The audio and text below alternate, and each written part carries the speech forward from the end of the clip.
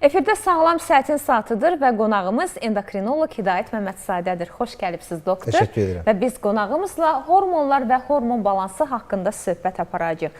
Doktor, hormon adını çox eşidirik. Bəli. Sosial mediada da eşidirik, Bəli. verilişlərdə də eşidirik, bilən də danışır, bilməyən də danışır. Ona görə istəyərdim bu dəfə hormonlarla bağlı bir mütəxəssis rəyini eşidək. Bəli. Ümumiyyətlə, hormon nədir?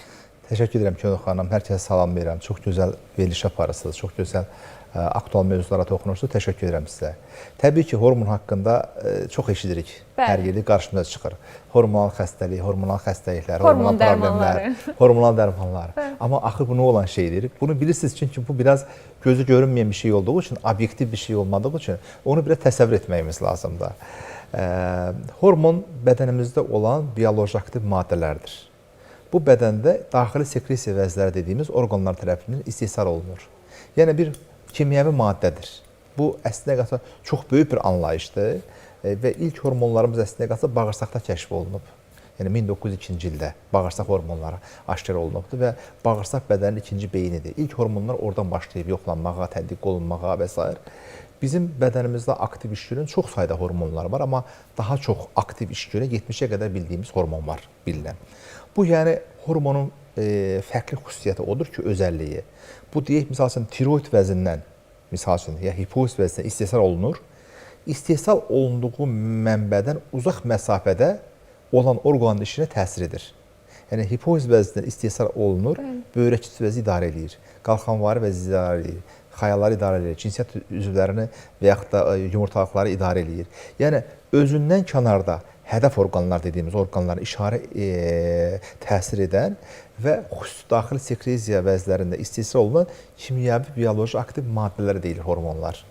İndi hər kəsin bildiyi TSH hormonu var, testosteron hormonu var, bəli, qadınlıq hormonları, yəni sayları çoxdur. Bu hormonlar ümumi olaraq orqanizmin bir ritmini, orqanizm bir necə deyim, nizamını, düzənini, ahəng işləməsini təmin edən bir çox önəmli, gözə görünməyən dediyimiz nizamlayıcılardır. Yəni bu hormonların hər hansı bir pozulması ilə disbalans yaradır. Biz buna hormonal disbalans və yaxud da xəstəliklər deyirik. Bu təbii ki, birdən-birə üzə çıxmır. Yəni düşünün ki, orqanizmdə hormonal sistemin mərkəzi orqanı hipofiz vəzidir. Biz buna dirijor deyirik. Bir simfoniya düşünün, orkestra düşünün. Bu simfoniyada hər kəs vaxtında notunu, musiqini zamanında etmək lazımdır. Əgər hər hansı bir notu bir yanlış çalarsa, notu unudarsa, olmazsa, istəriz orada orkestral işi pozulacaqdır. Bu, bizim orqanlarımız arasında bir xəbər daşıyan kuryerlərdir. Xəbər daşıyan bir xəbərçilərdir, elçilərdir. Harmoniya onların sayəsində harmoniya da oradan, varmı? Bəli, harmoniya onun sayəsində var. Təbii ki, orqanizm sinir və humoral olaraq tənzim olunur. Sinir sistemi də burada önəmlidir. Mərkəzlərdən gəlir, deyək, eşitmə mərkəzi, görmə mərkəzi, biz sinirlərlə, mərkəzlərlə idarə olunuruq. Bir də bunların gözə görünməyən, deməli, bu xəbərləri aparan hormonlar, bunlarla nizamlanır orqanizm. Bunlar bir yerdə həmçə təraz olur və sağlam insanın enerji olması, gümrah olması hormonlardan çox asılıdır və hormonların bu sanki bir gülümsəməsidir. Hormonların belə deyim, təbəssümü və təbəssümüdür, bəli. Yəni bu hormonların yaratdığı problemləri də anlayan tərcüməçi, bədənə tərcümə edən endokrinoloqlardır. Yəni biz bu hormonlarla məşğul olan bir mütəxəssisik. Bizim 3 böyük hipofizdən başqa major orqanımız var. Hipofiz vəzi dirijordur. Beynin içərisində yerləşən çox önəmli bir orqandır. 6 ön hipofiz, 2-3 payı var. Ön hipofiz daha önəmlidir. Vacib hormon istehsal olunur. Onların hər birinin işi var. Deyək, hipofiz vəzindən TSH hormonu olmazsa, tiroid vəzi fəaliyyətdən qalar. Yəni ona əmr gəlməlidir ki, bu orqan hormonları icra et. Yəni qərar vericidən, mərkəzdən məlumat gəlməlidir ki, TSH hormonu əslində hipofiz vəzin hormonudur. Zop hormonu kimi bilinsə də. TSH hormonunun təsirindən qalxanvari və tiroid hormonları istehsal edir. Triiod, trionin, tiroksin, indi əhali üçün çox da qarışıq olmasını sadə izah etməyə çalışıram. O mərkəzdən əmr gəlməsə, icra edici orqan tənbəlləşir, işləmir. Və biz hormonal yetərsizliyə hipotiroidiyə giririk. Bir hipotiroidizmin Könül xanım 50-dən çox şikayəti var. Yəni biz xəstənin TSH-ını əgər mən bir 30-40 görürəmsə, xəstə nəsə soruşmağa ehtiyac yox. Deyirəm, şikayətlərə mən deyim, siz qulaq asın. Kök əlirsiniz, saçınız tökülür, dırnağınız tökülür, qəbiz olursunuz, adət problemləriniz var, verdiyiniz kiloları verə bilmirsiniz, göz altında şişkinlik yorur, ayaqda şişkinlik yorur. Doktor, bunları hardan bilirsiniz? Dedim, artıq siz analizi mənə deyil hər bir şey. Yəni bu necə deyim, hormonların bu hər şey hormonlar analizlərdə əks olunmur. O güzgüdə əks olunur. Görünüşünə baxanda özünü bilir. Yəni onun duyğularında, hissiyatında, enerjisində, ruhi aləmində hiss olunur. Tək analizlərdə hiss olunmur. Sadəcə onu anlayan mütəxəssis endokrinoloqdur. Bizim ixtisasımız sizə çox maraqlı, gözəl və özəl bir ixtisasdır. Yəni bəli. Doktor, çox maraqlıdır. Doğrudur ki, xoşbəxtlik hormonunun böyük bir hissəsi məhz bağırsaqlarda hazırlanır. Bəli. Bu xoşbəxtlik hormonları dediyimiz şey, yəni serotonin, endorfinlər, enkefalinlər, bunların bir qismi təbii ki, beyinli istehsal olunur, amma böyük bir qismi bağırsaqda istehsal olunur. Bağırsağımız çox böyük bir dünyadır və oradan çox sayda inkretin hormonları, glukoza mübadiləsi ilə əlaqədar istehsal olunan hormonlar istehsal olunur. Çox sayda, bəli. Doktor, necə etməliyik ki, xoşbəxtlik hormonumuz çoxalsın? Bu çox gözəl bir sualdır. Bizim əslində qalsa, həkim bu işdə xəstələrin yanında bir bələdçiyik. Düşünün ki, bir labirintə giririk, yanınızda bir bələdçi olmalı. Bir muzeyə gedirsiniz, baxırsınız, anlamırsınız. Amma bu tablonu sizə izah edəndə sizə çox maraqlı gəlir. Biz bu bələdçilərik, yəni belə deyim, xəstələrimiz üçün yol göstəricilərik. Yəni, mən hər şey dərmanla həll olunmur.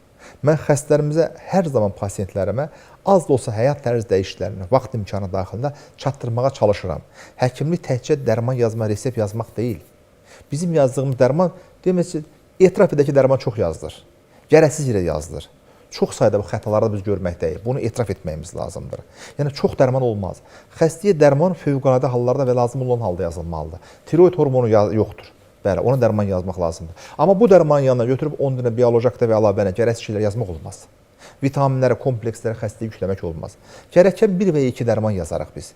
Çünki bu lazımdır, bu həyat yoxdur. Çatmayanı yerinə qoymamız lazımdır. Amma bu hormonal balansın qaydasında olması, siz deyən kimi xoşbəxtlik hormonlarının qaydasında olması üçün bir neçə bəzi şərtlərə ümumən əhali olaraq hamımız əməl etməyimiz lazımdır. Nəyə əməl edək? Bunların birincisi başlayır bizim yuxu rejimimizdən. Hər günümüz gözəl bir gecədən başlayır.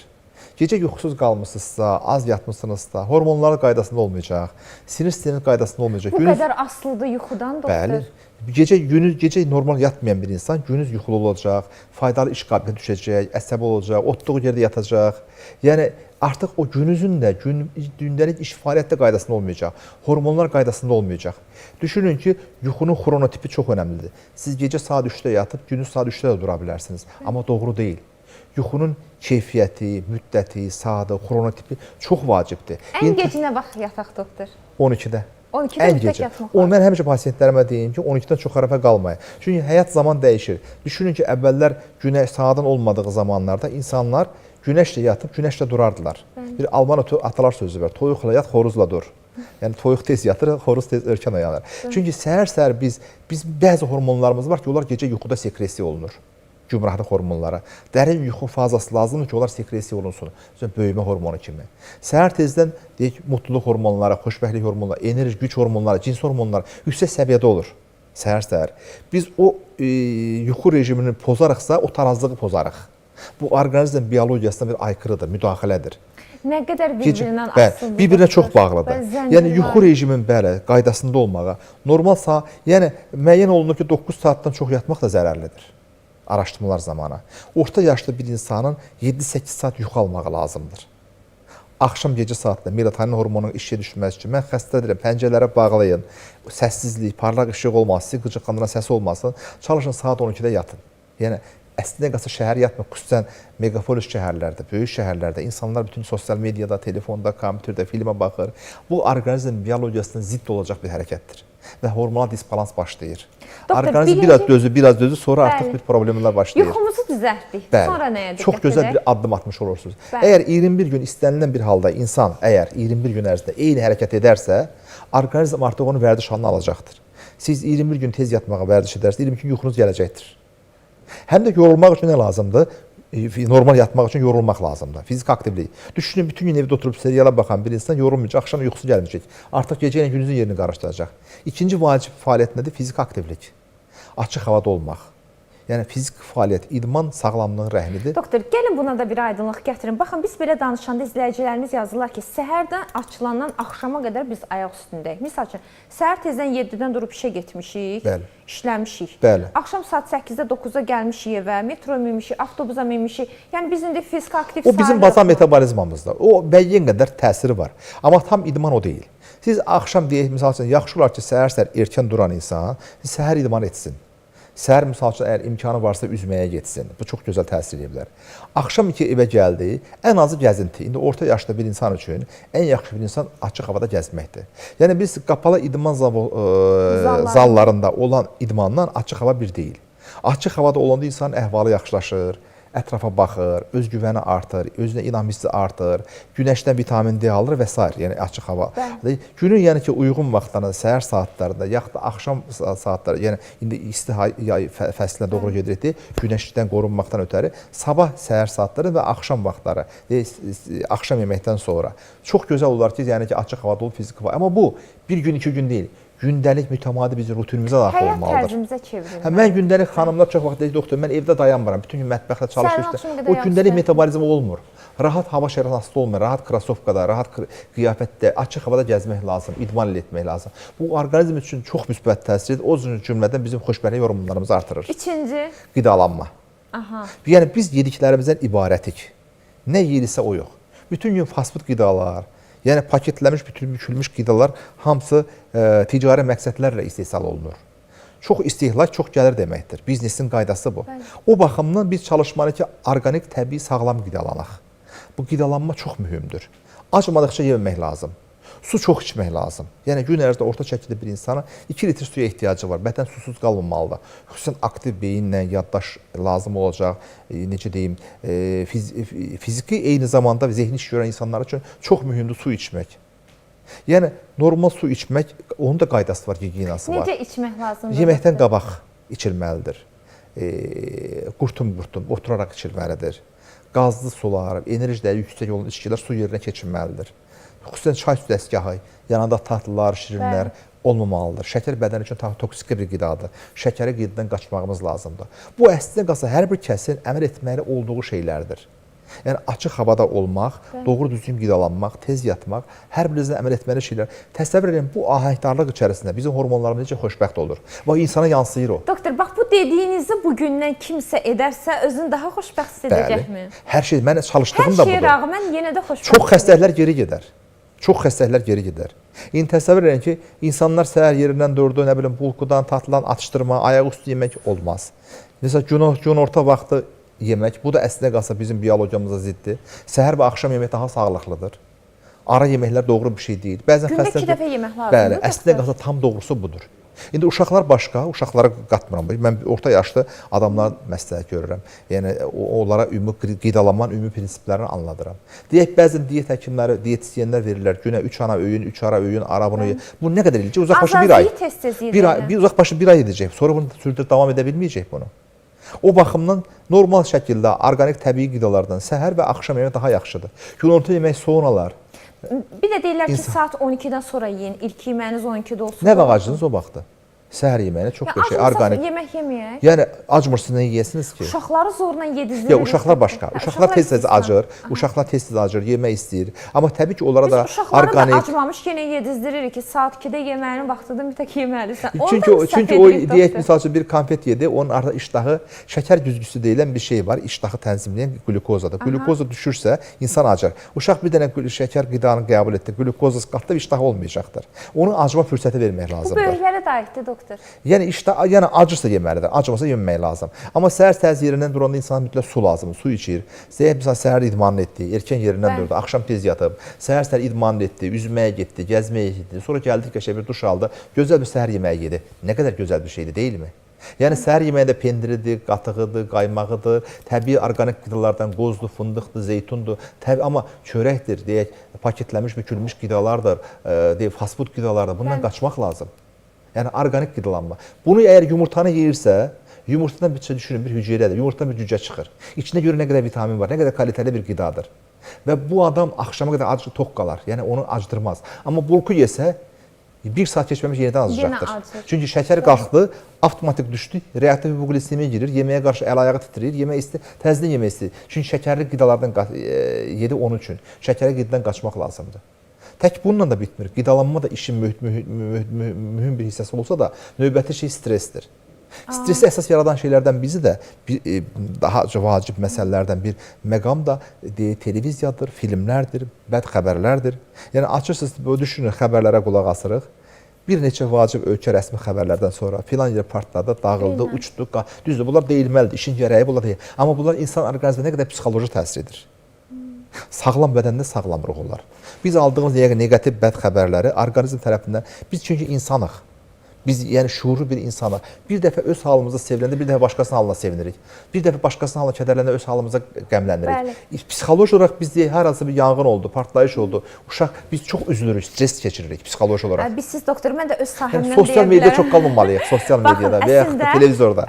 Beynəlxalq və peşəkar telejurnalistikaya da, misal üçün, istər BBC, istər sizin xəbər məktəbində xəbər düzülüşün qaydası var. Çünki mən o məktəbləri oxumuşum. Bəli, o sizin işinizdir, bəli. Bəli, əslində peşəkar xəbər ardıcılığı heç vaxt stresslə bitməməlidir. Hətta bizə öyrədirdilər ki, 10 dənə xəbər bültenində 10 xəbər varsa, 10-cu xəbər live material olmalıdır. Təbiətdən olmalıdır, gözəllikdən olmalıdır. Psixoloji təsiri də kütləyə. Bir meşəyə gedir, göbələk yığır, onu verin. Bir art terapiyaya aid bir şey verin. Yəni, tamaşaçı sonda o aqressiv xəbərlə yekunlaşmamalıdır. Siz onun bütün gününü məhv edirsiniz və xəbər sıralaması da ancaq kriminal jurnalistika üzərində qurulmamalıdır. Kriminal jurnalistikaya aid bir yaxud 2 xəbər olmalıdır. O qədər qeyri-peşəkarlıq bizim televiziyalarımızda, bizim mediamızda var ki, xəbərlərin 90%-i kriminal jurnalistika üzərində qurulur. Bəli, təkcə xəbərlər deyil, ondan başqa, yəni ki, müəyyən seriallar var, müəyyən şou xarakterli verilişlər var, insanların duyğularını oynayan, yəni insanların psixologiyasından gərgin saxlayan verilişlər var. Açıq etiraf bir faktdır. Biz yəni olan şeyləri danışırıq. Bunlar insan psixologiyasına mənfi təsir edir. Onlar da televiziya jurnalistikasına görə efir terroru hesab olunurlar. Bilirsinizmi doktor? Bəli, o insanın psixoloji olaraq halına təsir etmək, bunlar bəzən şuurlu, bəzən bilməyərəkdən, bəzən bilərəkdən olunur. Reyting üçün olunur, amma bunlar baxımlı olsun deyə bəzən doğru bir şey deyil. Hər hansı deyək ki, kiminsə deyək ailə problemini, efirdə danışılması, ortalığa söylənilməsi uyğun olmayan, etik olmayan şeylər nəyə görə bizim insanlara sunulmalıdır? Yəni bilirsiniz, mən həkim olaraq işin jurnalistika tərəfini, hüququ tərəfini siz bilirsiniz. Mən yəni işin insanlara təsirli psixoloji tərəfini, onların insanlara yaratdığı sağlamlıq problemləri daha çox düşünməkdəyəm. O baxımdan baxmayın verilişə insanlar, o verilişlərə baxmayın. Söndürün, baxmayın. Başqa deyək, musiqi dinləyin, nə bilim. Əslində ictimai bir boykotla bunu çox yaxşı qarşısını almaq mümkündür. Biz bütün bunların hamısını edəriksə, biz xeyli cəhətdən hormonal sistemimizi qaydaya salmış olaraq, sağlam olaraq özümüz gümrah hiss edərik və s. Amma bəzən olur ki, bizdən asılı olmayan faktorlar var, genetik faktorlar var. Yəni, tiroid bəzi yetərsizliyi var. Yəni, uşaqda şəkərli diabet oldu, insülin tələbli diabetdir. Bu, yəni genetik faktorlara bağlı olacaq məsələlərdir. Yaxud da bir çox nəzəriyyələr var. Yəni, bu harda artıq lazım mütəxəssisin müdaxiləsi.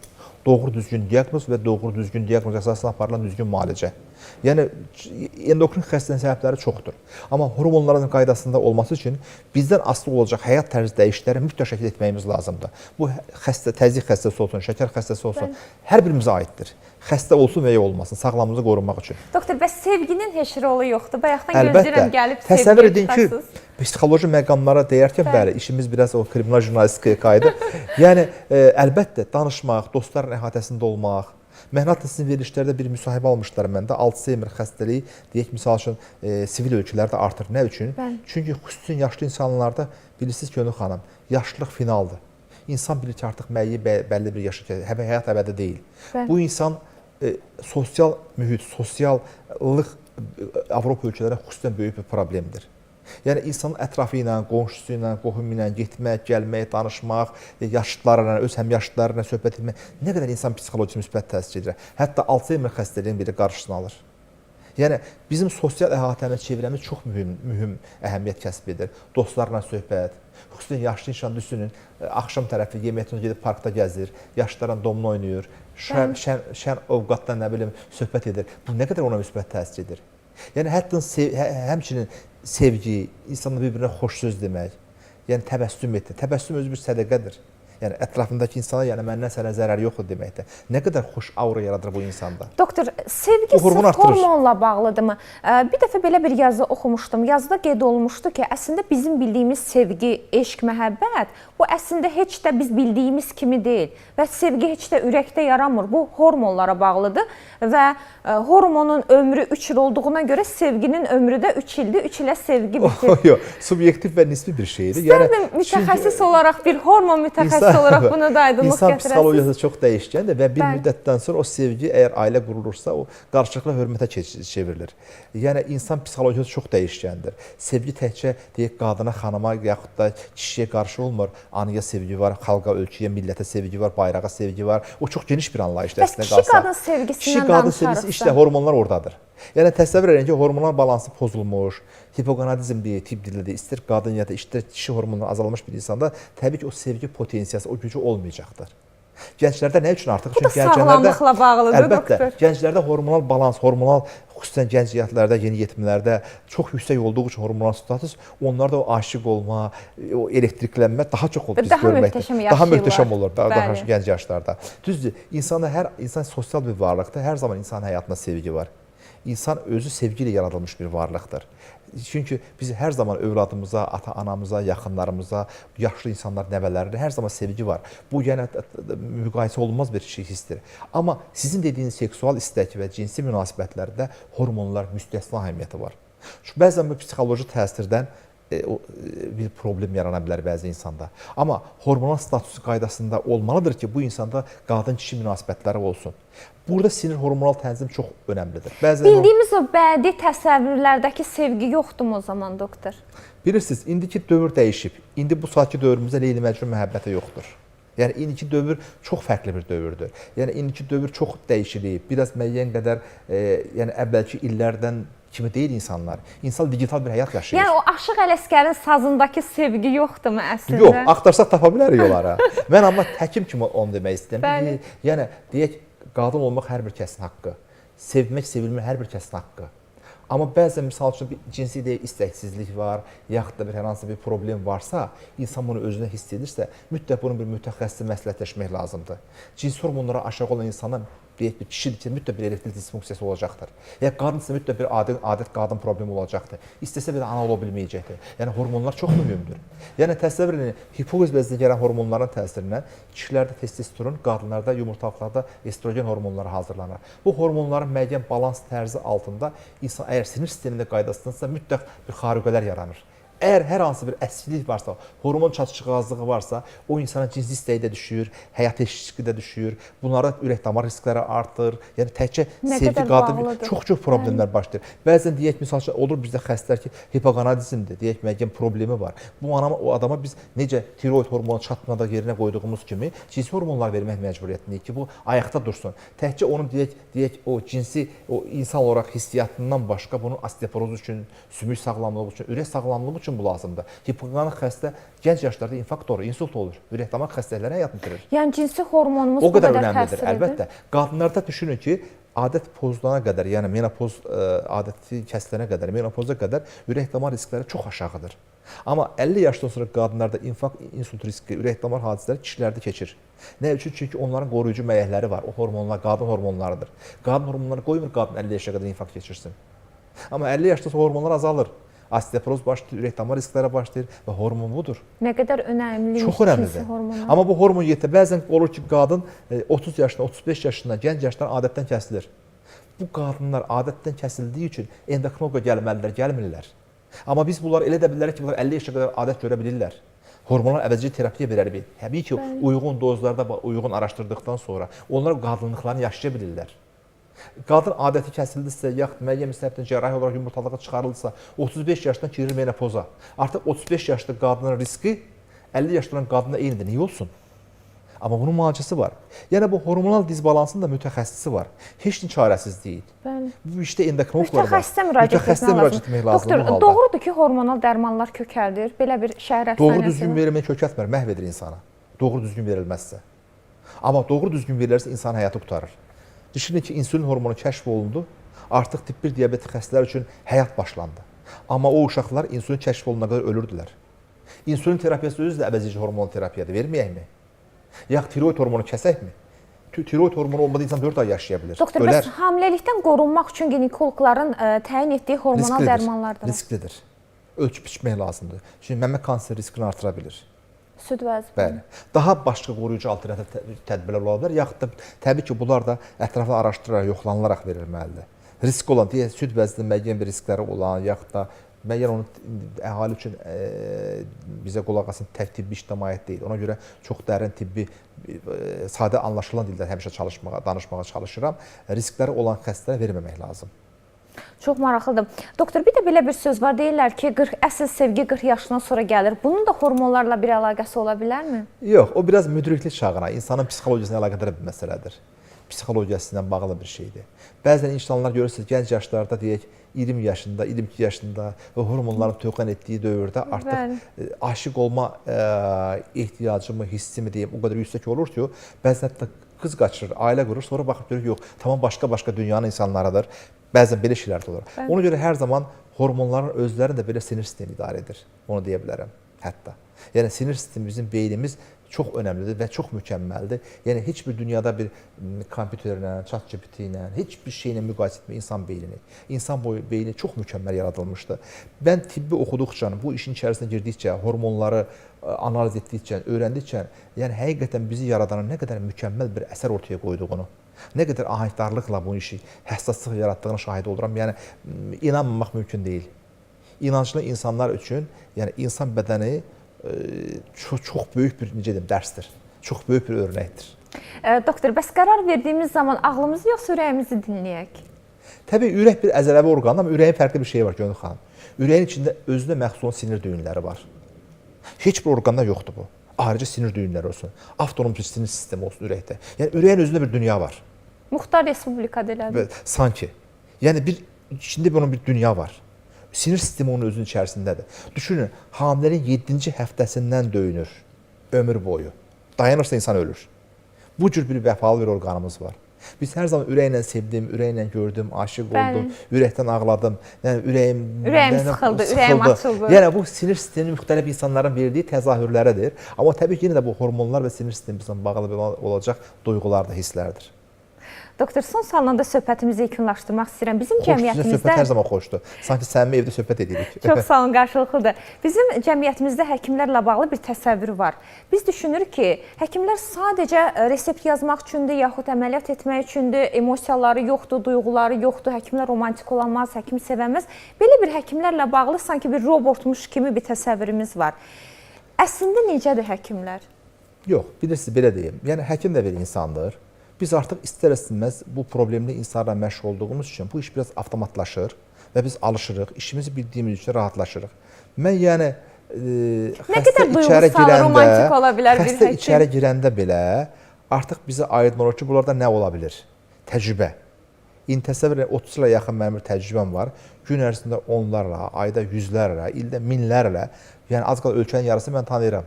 Yəni bu cür davamlı olaraq praktik fəaliyyətlə bağlı yaranan bir tibbi, teorik bilgilərin yanında bir praktik vərdişlər var. Artıq xəstəyə baxanda biz bilirik ki, bu xəstənin nəyi var, xəstə nə istəyir? Şirin dil istəyir, xoş münasibət istəyir, doğru diaqnoz istəyir, insan kimi davranış istəyir, ona vaxt ayrılmağa, dinlənilmək istəyir. Bu xəstənin haqqı. Bu gəlibsə, bu yoxlanışa gəlibsə, tam-tamına mane olmaq xəstənin haqqıdır. Və biz də bunun haqqı ilə təhsilini almışıqsa, biz bu ehtiyacı qarşılamağımız lazımdır. Amma bilirsiniz, hər kəsə də yaxşı olmaq çətindir. Bəzən olur ki, vaxt məhdudiyyəti olur, daha ağır xəstə üstü çağırırıq, yəni konferanslar, tədbirlər, toplantıların yaratdığı bir yük var. Bu da var. Amma təbii ki, bu əsas vermir ki, biz xəstəmizə yola verək. Tam-tamına o xəstənin ehtiyacını qarşılayıb, doğru düzgün diaqnozunu qoyub müalicəsini aparmaq lazımdır. Bəzən də xəstə müalicə yazırıq verir, yaxşılaşır, düzəlir. Görürsün, aylarla, ildən gəlmir. 3 ildən sonra gəlir. Deyirəm, şəkər xəstəsidir. Niyə gəldiniz 3 il sonra? Deyir, çox yaxşı idim, düzəldim, sonra dərmanları buraxdım. Bəzən bunlar da var. Bəzən rayonda yaşayan, kommunikasiya problemləri olur. Yəni, həkim bəs duyğusal olduğu anlar olurmu, doktor? Emosional, duyğusal. Təbii ki, deyək, bir xəstəyə baxırıq, görür, ayaqda qanqrena başı kəsilməlidir. Biz də xəstə ilə bərabər şok oluruq. Biz də xəstə ilə bərabər narahat, biz də insanıq. Bəzən gənc yaşda bir insan gəlir, nə bilim, hər hansı bir ciddi problemi var, diabetdir, yaxud da bir əməliyyat olacaq bir şey var, ya onkoloji bir şey var, tiroid kanseri çıxdı, nə bilim, metastazı var. Hər cür tipdə xəstə görürük. Ən ağır bəlkə də ölkənin endokrinoloji xəstələri ilə mən qarşılaşıram, görürəm. Biz də onlarla bərabər. Elə vaxt olur ki, mən hətta tətili, bayram belə xəstənin yanında qarşı. Çünki sənətimi çox sevirəm. O insanlara həqiqətən hiss et. Bilirsin, Könül xanım, dünyada ən gözəl məqam güvənli olmaqdır. Mən həyatım boyu buna çalışdım. Ən böyük məqsədim nə oldu? Güvənli insan olmaq. Yəni xəstəm də, yaxınım da, əqrabam da, tanışım da, dostum da bilsin ki, Hidayət doktor güvənli insandır. Mən də sizə güvənirəm. Yox, estağfurullah. Hidayət Məmmədzadə gələcəm deyirsə 100% gəlir. Güvənli insan olmaqdan böyük bir məqam və məqsəd olmamalıdır. Güvənli insan. Həyatda ən böyük amalımız budur. Hər kəs özündən başlamalıdır və ölkəsini, xalqını, millətini, vətənini ən çox sevən də işini ən doğru edəndir, yapandır. Mənim düşüncəm bu. Atatürk'ün sözdür. Ən çox sevdiyim sözlərdən biri odur. Bəli. Yəni, bilirsiniz, insanın bu sənəti sevmişiksə, bu biznes sənət üçün deyil. Bu ağılla düşüncəni başqa bir iş adamı olub daha çox bəlkə də para qazana bilərdik. Və həqiqətən insanları sevməyən bir insana normal həkim olmağı da mümkün deyil. Hər şey pulla ölçülməz, parayla ölçülməz. Biri imkanı olar, ya biri olmaz. Biz əsas odur ki, xəstəyə doğru düzgün istiqamət verək. Olur ki, xəstəmiz əməliyyat olunmalıdır. Bizim klinikada imkana çatmır. Uyğun, doğru düzgün yolunu göstərməliyik. Başa salmalıyıq. Əməliyyat lazımlıqsa etməliyik, dərman lazımlıqsa yazmalıyıq. Gərəzli şeylər yazmamalıyıq, deməliyik, etməliyik. Yəni, təbii ki, baxıb görürük ki, biz də xəstəyə pis oluruq. Hətta müalicədən, vəziyyətdən çıxara bilməyən hallar da ola bilər. İnsan həyatında, yəni insan əstəğfurullah, Allah deyil ki, insanın da həyatında hər şeyi, yəni ki, %100 olacaq şey deyil. Yəni, o halda təbii biz də üzülürük, biz də duyğulanırıq. Ən çox mən duyğusal hallar yaşadığım hallar orada şəhid ailələri. Müharibə dövrümüzdə Allah şəhidlərimizi rəhmət eləsin. Şəhid ailələri, xəstələrim. Onlar üçün əlimdən gələni edirdim ki, yəni onlara nə etsək də şey olurduq. Yəni o insanları dinləmək çox çətindir. Həm də özümüzü boşluq hiss edirik. Boşdu, çox bu, ömür boyu, həyat boyu boşdu. Yəni o çox istər-istəməz duyğulanırdım. O insanları, o ailələri, yəni onları dinləmək, onları qəbul etmək. Düşünəndə ki, bizə görə övladını itirib. Əlbəttə, yəni biz onlara haqqını verə bilmərik ki, heç vaxt. Yəni onlara ömür boyu çalışsaq da haqqlarını verə bilmərik. O duyğusal hallardan sanır. Yəni həkim də bir insandır. Biz robot deyilik. Bizim sənətimizdə hətta düşmənə belə müalicə etmək durumunda qala bilirik. Hətta yəni biz həkimik. Hər yerdə həkimik. 24 saat həkimik. Amma təbii ki, həkimin də bir sosial həyatı var, ailə həyatı var, şəxsi qayğıları var. Yəni həkim bir gün ərzində 70-80 xəstə baxarsa, keyfiyyətli xidmətlə söhbət gedə bilməz. Xüsusən bizim sahəmiz, bizim sənətimiz elə bir ixtisas olduğu üçün biz gün ərzində baxmaq xəstə sayımız maksimum 15 nəfər olmalıdır. 10-15 arasında çox xəstəyə baxmamalıyıq. Əslində qazı bizim sahəmiz üzrə. İstərsəm onda həkimdə yorulur, diqqəti dağıla bilir. Hər xəstə bizi unutmur, bizi tanıyır. Amma biz xəstələri unuda bilirik, çünki xəstə sayı çoxdur. Həm də bilirsiniz, bir göz həkimi düşünün, gözlə bir orqanla məşğul. Ürək həkimi bir dənə kardioloq ürəklə məşğul. Amma endokrinoloq işi bizim bayaq onu dedim, bunu da unutmamışdım. Bir hipofiz vəzimiz var, 3 major orqanımız var, endokrin orqanımız var. Tiroid vəzi, böyrək kütlələri və cinsiyyət vəzləri, qadınlarda yumurtalı kişilərdə xayalar. Bu bütün bədən bir endokrin sistemdir. O hormonlar bizim qanımızda, bədənimizdə gizlicə axır, bizi dinləyir. Biz o analizlərə yorulmalıyıq, müəyyən dinamik testlər eləməliyik. Biz hər bir ixtisasla yola gedə bilirik. Danışa bilirik kardioloqla da, ortopedlərlə də, nə bilim, ginekologlarla, urologla. Endokrinologiya bütün təbabətlə bağlıdır. Ona görə bizim çox ağır bir, amma eyni zamanda şərəfli, maraqlı bir ixtisasımız var. Çalışmalıyıq ki, gələn xəstəmizin gözləntisini qarşılayaq və onlara doğru düzgün istiqamət edək. Çünki bizim xalqın, insanların yanlış müalicə etmə haqqımız yoxdur. Biz görevimizi yerinə yetirməliyik, xalqımızın xidmətində oyanmalıyıq, əsgər kimi. Təşəkkür edirəm, doktor. Qeyd etdiniz ki, güvənilən insan olmaq çox önəmlidir. Bir jurnalist olaraq da mənim üçün güvənilən bir müsahibsiz. Çünki nə zaman dəvət etsəm, gələcəyəm deyirsinizsə mütləq gəlirsiniz. Yox, düzdür. Tək də işimiz həkimlik deyil.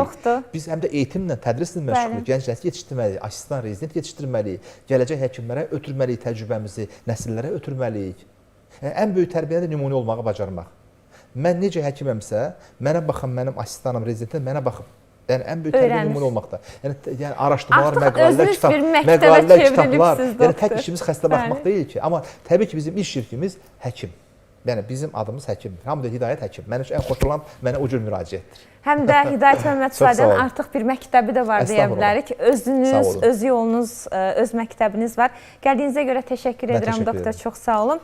Əziz tamaşaçılar, bizim qonağımız endokrinoloq Hidayət Məmmədzadə idi.